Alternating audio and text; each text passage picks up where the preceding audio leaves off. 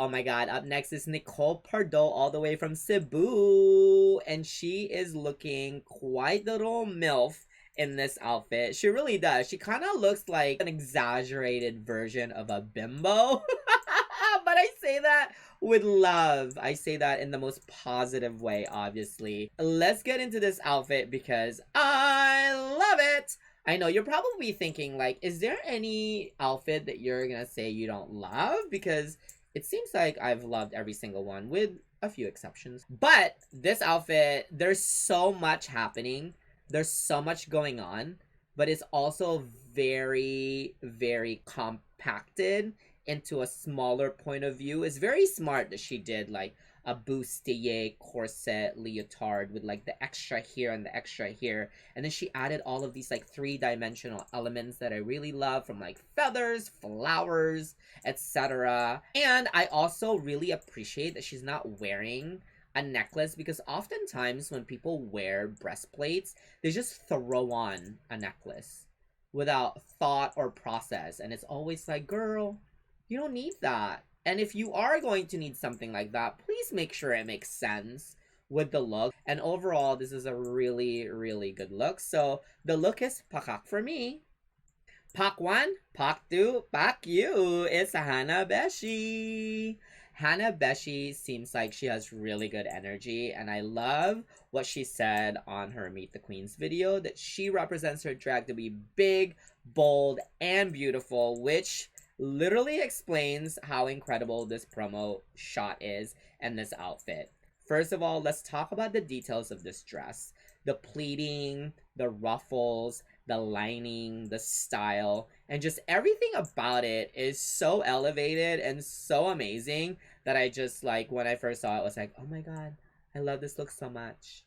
And then she added this like campy little like tray on her head, which reminds me of the people in the Philippines in the afternoon when they would like sell meriendas, and they have like the meriendas on their head and they would like scream and stuff. But she has fruits and things in it, which represents her city, which is the gateway to northern Mindanao, which I also appreciate when you put culture into drag. I just love how fashion forward this is, how precise the styling is, how elevated the look is, and I love that she added a touch of camp, because she also says that she loves adding a touch of camp into her drag. I love the hair, the makeup. Overall, this is a very strong look, and this is a pakak for me. Like, super love, super pakak, pak na pak talaga. And so I cannot wait to see what more she brings on the show, because if we're starting off here, I mean, it's gonna be good, right? Like, I think it's gonna be good. So, but wait, before I go, the other thing that I love about Hannah is she tells a story about her and her chosen family that does drag together in her city, which I'm so proud of you. I feel like there's so much animosity between younger queens, and there's so much competition between each other. But what you did, like, you created a group, and now you're inspiring each other, you're making looks together, you're doing drag together, you are helping each other out, and overall you support each other as a chosen family. And I just love that. So congratulations on that, and hello to your G-spot friends, Hanabeshi, and good luck on the show. But this look, pakak, for sure. She is something nasty and she is something beautiful, as she describes on her Meet the Queen video, and she is Ovacanta, who is looking quite the Calabao. Calabao, I believe, is essentially a water buffalo, which represents the city she's from, which is Cavite. And then I love that she wrapped herself around flower petals. You guys, I am obsessed with this. This is so good. Like, wait, I have goosebumps. I'm not even exaggerating. I have goosebumps because it's so amazing. The point of view is out of this world. It is something we have never seen before. She definitely thought about creating something that will cause conversation, chaos, questions, and overall emotions. And that's all I'm feeling. That is all I'm feeling, and I'm feeling it 1000%. And this to me is one of the best outfits I have seen in all of Drag Race history for a promo look. Except for maybe my entrance look. That's really good. I'm not talking about me though. I'm talking about Ova Cunt. And bitch, it's cunt. Okay? Like, this is a pagak for me. It's so good. I love everything about it. I really do. It is Ova. It is cunt. It is Ova Cunt. Up next, we have Tiny Deluxe, and obviously she is the child of Miss Venus Deluxe from season 1 of Drag Race Philippines, and here she is, gorgeous in all of these ruffles with yellow and pink combined. This is so good. Like, the fact that it's so exaggerated and there's so many layers of it makes it so three-dimensional that you can really appreciate all of the details. I also love the gloves and the tights. I wish, though, both were the shiny or the non-shiny. You know, like one, like it should be like match, maybe. Yeah, I don't know. Do you agree? Maybe. But I do love the overall look. I feel like she had an idea in mind. She went to the designer and said, I want it to look like this. And she talked about proportionizing, and she proportionized very, very well, giving her still a very cinched waist with the volume of her skirt train and the volume of her shoulder, which I feel like is really important. And as she described herself as a big girl, and I think she achieved it with this look and how strong it is. So for me, this look is very pakak, obviously, but yung hair, I think it could be bigger. Kasi like all the dimensions in the body, in the arms, in the shoulders, the waist, the train, you know, everything is so well proportioned. And then we get to the head and it's like little tiny hair. And so I wish that it was a little bit more volume, a little bit more three-dimensional, and just a little bit larger to really be in sync with everything else that's happening with the look. But besides that, the hair is fucking fierce. Like, don't get me wrong, that's fierce hair. And I pakak this look, and I cannot wait to hear you sing live on the show because she says she sings live. So we shall see. I can't wait to see and hear you on the girl group challenge. Don't fuck it up. And last, but certainly not least, we have Miss Varushka Levels from Hong Kong. On her Meet the Queens video, she said that she went to Hong Kong to be a photographer, and then some life change happened and she became this beautiful queen, which she is, and I love that. And she gives you couture, she gives you fashion, she gives you drama, she gives you performance, all of what she said on her video, and I can appreciate that because I love a multifaceted queen. Now let's talk about this look, looking like the only bird, a multicolor flamingo if you must, but I don't particularly love it. I'm so sorry, hindi ko siya type. There's so much going on and just like so lost in the details and so confused about the styling. And I'm not saying that it's bad. It's still really, really well put together. It's crafted well.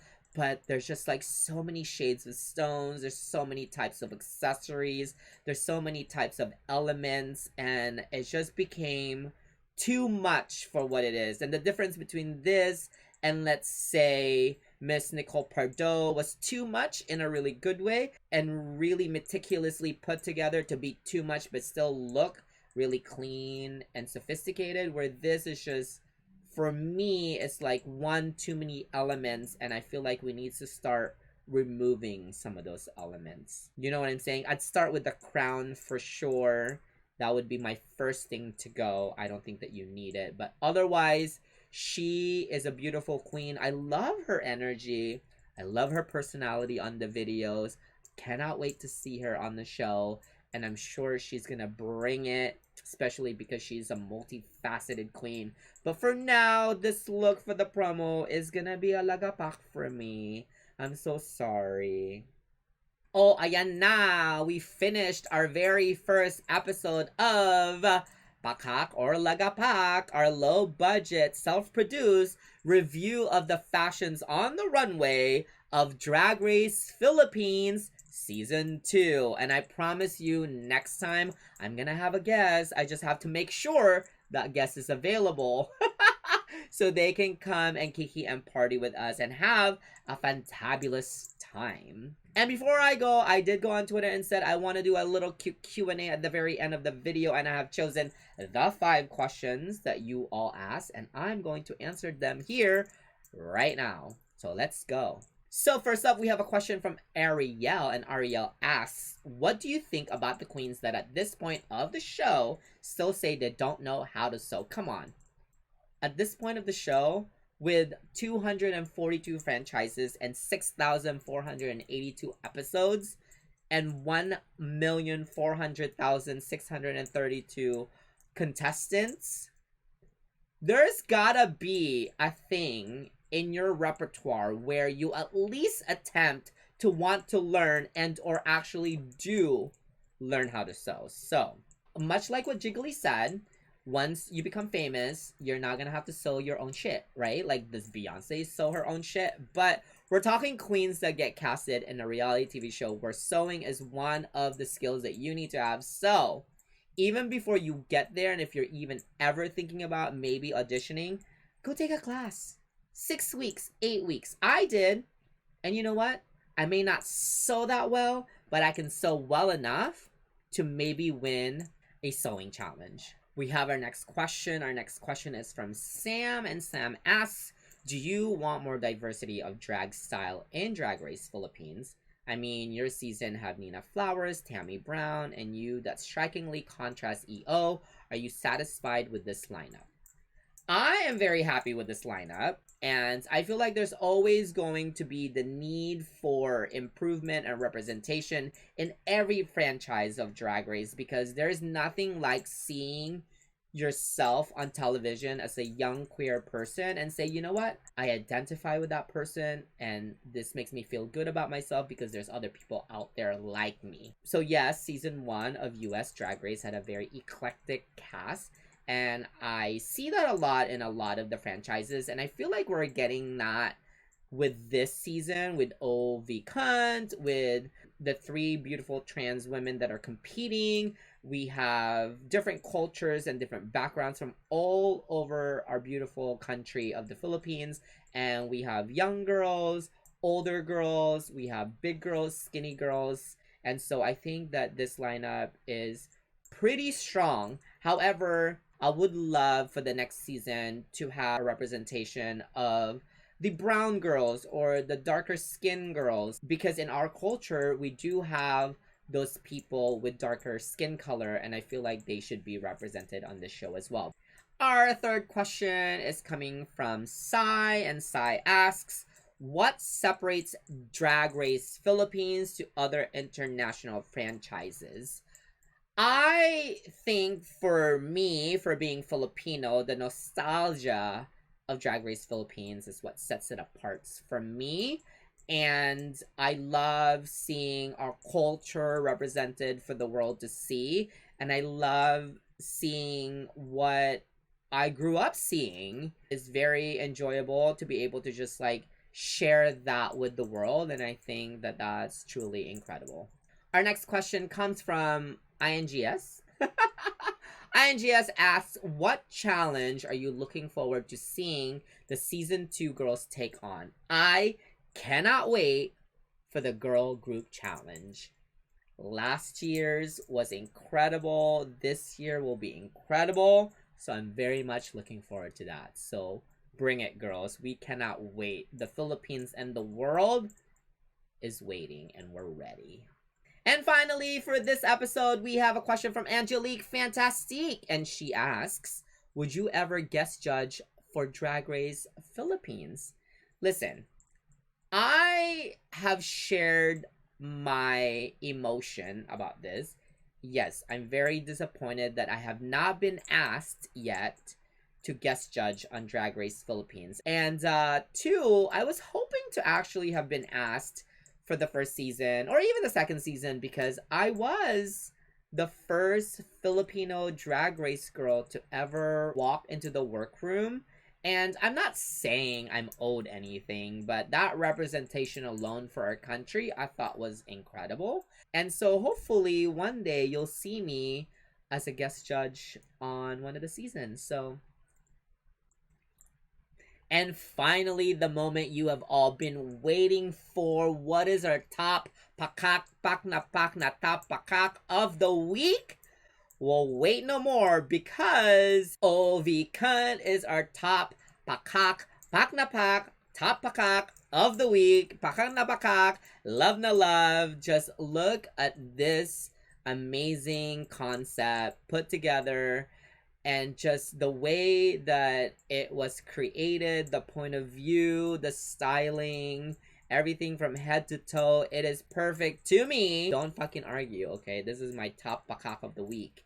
And Ovakan, you are fierce and ferocious, just like this promo look. So congratulations. I love, love, love it. And I cannot wait to see more of your fashions on Drag Race Philippines Season 2. If you disagree, who do you think should have been top pakak? Write in the comments and let me know.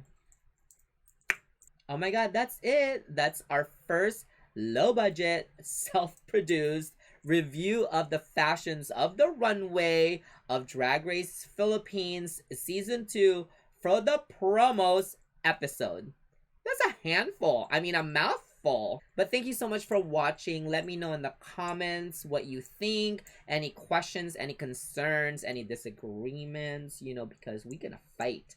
But in the meantime, please tell your friends, your family, your enemies. We'll take their viewerships too, and subscribe below and let them know that we'll be back for the first episode of Drag Race Philippines, which premieres on August 2nd, 2023. And I'll be back here on this chair in my office, and I'm gonna let you know if the outfits are pakak or lagapak. So come join me next time. Thank you so much for watching. And of course, always remember to celebrate your life, because life is a celebration. Salamat and mabuhay!